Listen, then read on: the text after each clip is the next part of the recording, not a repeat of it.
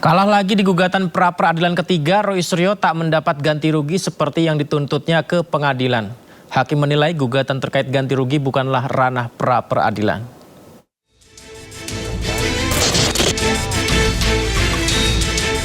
Menggugat ganti rugi ke Polda Metro Jaya di pra-peradilan ketiganya, Roy Suryo kalah lagi. Hakim Pengadilan Negeri Jakarta Selatan tidak menerima gugatan pra-peradilan ketiganya. Hakim menilai gugatan pra-peradilan ketiga Roy Suryo cacat formil. Ganti rugi bukan menjadi ranah pra-peradilan, terlebih dalam gugatannya Roy Suryo tidak menyertakan Menteri Keuangan sebagai pihak yang berperkara. Pasalnya Menteri Keuangan yang diberikan kewenangan oleh negara untuk pembayaran ganti rugi. Oleh karena yang diberikan kewenangan oleh negara untuk melakukan pembayaran ganti kerugian adalah menteri yang menyelenggarakan urusan pemerintah di bidang keuangan, yang dalam hal ini adalah Menteri Keuangan, maka Menteri Keuangan harus ditarik sebagai pihak dalam perkara ini. Menimbang bahwa dengan tidak ditariknya Menteri Keuangan sebagai pihak, maka permohonan ini mengandung cacat formil karena kurang pihak. Dengan demikian, maka sudah sepatutnya permohonan pemohon dinyatakan tidak dapat diterima. 3 kali gugatan pra-peradilan Roy Suryo hanya gugatan pertama yang dikabulkan sebagian. Sementara gugatan kedua dan ketiga tidak diterima. Roy Suryo juga sudah mengajukan lagi gugatan pra-peradilan keempatnya. Roy menggugat status pencekalan ke luar negeri terhadap dirinya dalam kasus dugaan fitnah ijazah Jokowi agar segera dicabut. Dari Jakarta, Tim Liputan iNews melaporkan. Hakim menolak pra-peradilan Roy Suryo soal ganti rugi 206 juta rupiah. Roy Suryo yang menerima putusan tersebut akan kembali mengajukan permohonan yang sama sesuai koreksi yang disampaikan hakim.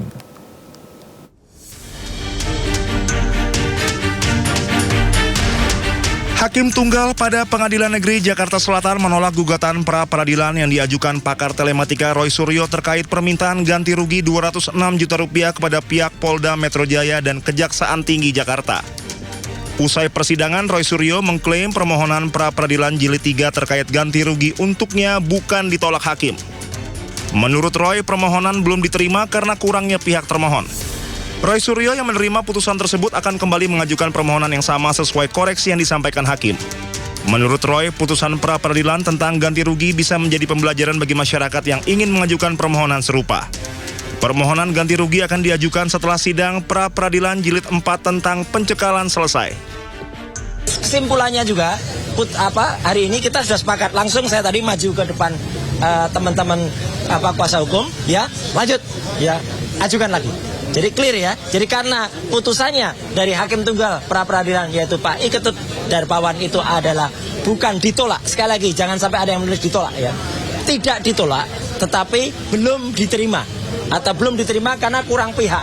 Nah, karena kurang pihak itu yang menjadi pertimbangan, maka kita tambah pihak nanti pada pengajuan berikutnya. Nah, jadi ini yang menarik. Karena kita akan tambah pihak, maka nanti akan ada pengajuan lagi. Dan pengajuan lagi itu tentu saja akan kita ajukan setelah pra-peradilan yang keempat. Apakah setelah peradilan yang keempat itu pra-peradilan yang kelima? Belum tentu juga. Setelah angka 4 bisa 5, bisa 6, bisa 7, bisa 8.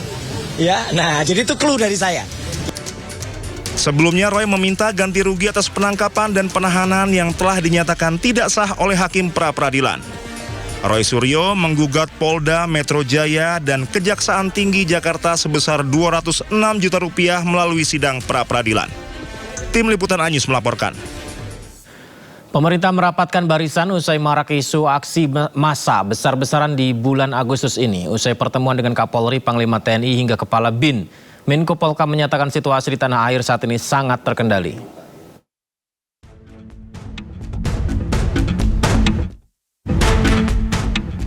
Menyikapi kekhawatiran soal situasi keamanan jelang perayaan HUT RI ke-81 bulan Agustus ini, pemerintah merapatkan barisan. Rabu siang, Menko Polhukam, Kapolri, Panglima TNI, Jaksa Agung, hingga Kepala BIN menyampaikan pernyataan sikap.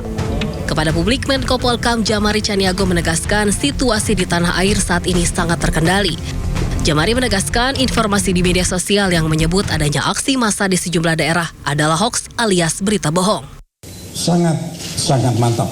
Dan perkembangan semua yang terjadi di dalam negeri masih dalam kendali kita semua.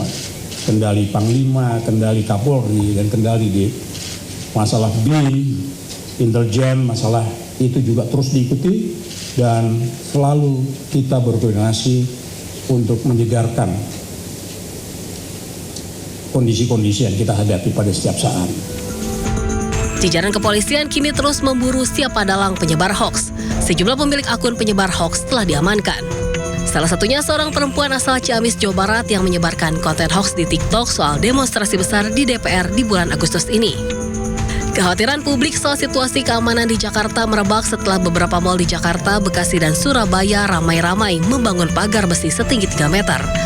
Publik berspekulasi soal adanya ancaman aksi massa besar-besaran menjelang perayaan HUT RI ke-81 bulan Agustus ini.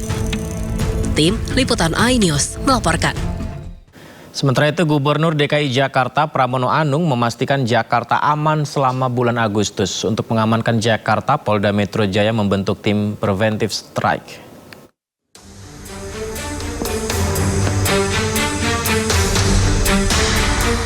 Maraknya isu aksi massa di Jakarta pada bulan Agustus ini membuat Pemprov buka suara. Gubernur Jakarta Pramono Anung pun tegaskan, ibu kota tetap kondusif. Pramono pun mengajak masyarakat menjaga ibu kota negara.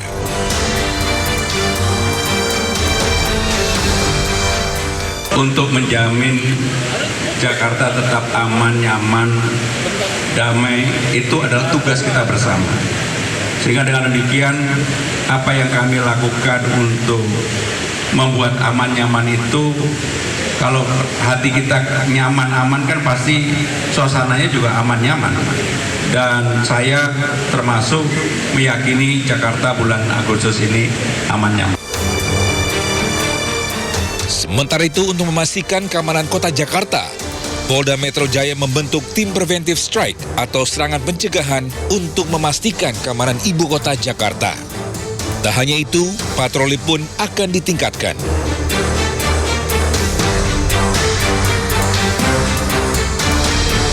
Polda Metro Jaya sudah menegaskan membentuk tim preventive strike yang terdiri dari Direktorat Operasional yang ada di Polda Metro Jaya.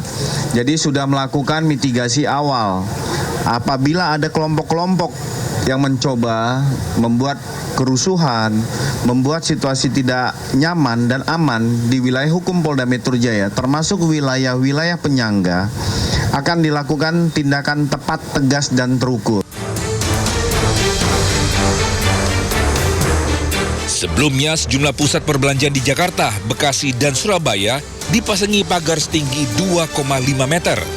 Masyarakat pun penasaran dan mengaitkan dengan kondisi ekonomi hingga kekhawatiran akan adanya aksi massa.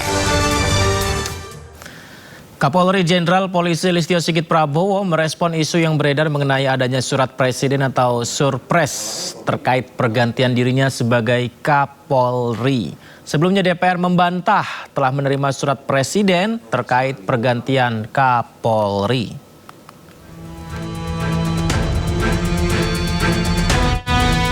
Kapolri Jenderal Polisi Listio Sigit Prabowo merespon isu yang beredar mengenai adanya surat presiden atau surpres terkait pergantian dirinya sebagai Kepala Kepolisian Negara Republik Indonesia. Menurut Listio, keputusan mengenai pergantian Kapolri sepenuhnya merupakan hak prerogatif Presiden Prabowo Subianto. Listio pun siap mengikuti apapun keputusan yang diambil oleh Presiden. Itu kan prerogatif Presiden. Jadi ya buat kita prajurit kan apapun dilaksanakan. Nah, kita menunggu saja. Enggak ya sama sekali ya. Sangat tidak. Sementara itu, Kepala Badan Pengendalian Pembangunan dan Investigasi Khusus atau BAPISUS, Aris Marsudianto menyatakan agar publik menunggu waktu terkait isu surpres pergantian Kapolri. Ada nggak, Pak? Alah, tunggu tanggal waktunya. Tapi bener nggak sih, Pak, udah diserahkan? Jabatan di dunia pasti akan diganti. Tidak ada yang tidak diganti kan begitu. Tinggal waktunya ganti Pak Presiden. Sudah dikirim ke DPR belum, Pak? Udahlah, tunggu aja ya. Sebelumnya, Ketua Komisi 3 DPR RI menjawab tidak ada surat presiden atau surpres berisi nama pengganti Kapolri Jenderal Listio Sigit Prabowo yang diterima hingga isu pergantian Kapolri tidaklah benar. menyampaikan klarifikasi bahwa tidak benar kalau dikatakan ada surat presiden kepada DPR RI yang berisi tentang pergantian Kapolri. Kami benar-benar telah mengecek kepada pimpinan DPR, ya, yang juga pimpinan DPR sudah mengecek kepada pihak terkait di istana bahwa memang tidak ada pengiriman surat presiden terkait pergantian Kapolri tersebut. Rumor pergantian Kapolri bukan kali pertama mencuat. Isu serupa sempat muncul pada akhir Agustus 2025 saat demonstrasi berujung ricuh dan memicu desakan publik agar Kapolri mundur dari jabatannya. Sementara jika dilihat dari usia, Listio masih bisa menjabat sekitar 3 tahun lagi atau tahun 2029 sebelum masuk masa pensiun. Tim Liputan iNews melaporkan.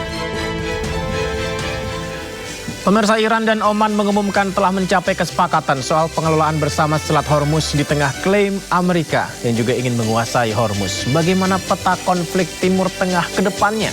Kita diskusikan bersama dengan narasumber kita di Sindo Prime.